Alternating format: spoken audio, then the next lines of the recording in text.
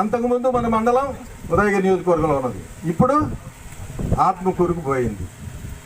ఈ 2 నియోజకవర్గాలని మంచిగా అభివృద్ధి చేయాలని పట్టుదలతో నిశ్చయంతో ఉన్నటువంటి వ్యక్తి మా అన్నగారు.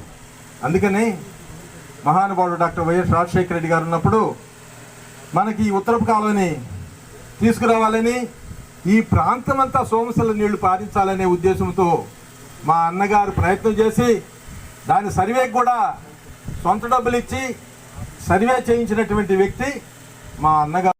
గుర్తుపెట్టుకోవాల్సిందిగా నేను మరీ కోరుతున్నాను. ఈరోజు ఆనాడు రాజశేఖర రెడ్డి గారి పరిపాలన చూశారు, ఈరోజు మధ్యలో మరి చంద్రబాబు నాయుడు గారి పరిపాలన కూడా చూశారు, ఇప్పుడు మనం జగన్మోహన్ రెడ్డి గారి పరిపాలన చూస్తున్నాం.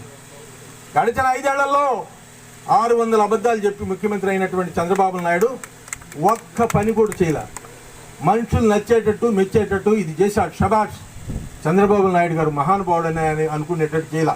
ఆనాడు రాజశేఖర రెడ్డి గారు పరిపాలనలో ఆ పేరు తెచ్చుకున్నటువంటి మహానుభావుడు డాక్టర్ వైఎస్ రాజశేఖర రెడ్డి గారు ఆరోగ్యశ్రీ, ఉచిత విద్య, ఫీజు రియంబర్స్మెంటు, ఇడికినటువంటి గొప్ప చాకచక్యం కలిగిన ధైర్యవంతుడు మన జగన్మోహన్ రెడ్డి. అది గుర్తుపెట్టుకోవాలి ప్రజలంతా.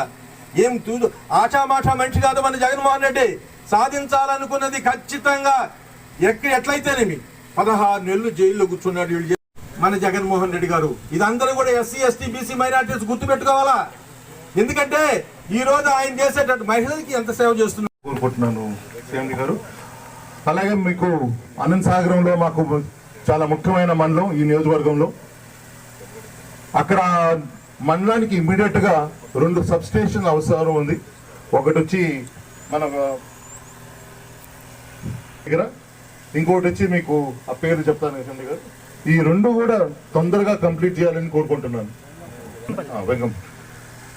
అలాగే నేను మీకు మన ప్రజలందరూ కూడా చెప్పేది ఒకటే, రాబోయే రోజుల్లో తప్పనిసరిగా నేను కానీ మా సోదరుడు కానీ తప్పనిసరిగా ఈ రాష్ట్రానికి కానీ మన ఏరియా కానీ ఏదేమైనా సరే మీ అందరికీ కూడా అన్ని మంచి చేసి మీ అందరి దగ్గర మేము అంటే ఇరిగేషన్కి సంబంధించి కూడా వచ్చే వారమే బహుశా ఒక అటు ఇటు 10వ తేదీ లోపలే ఉండొచ్చు.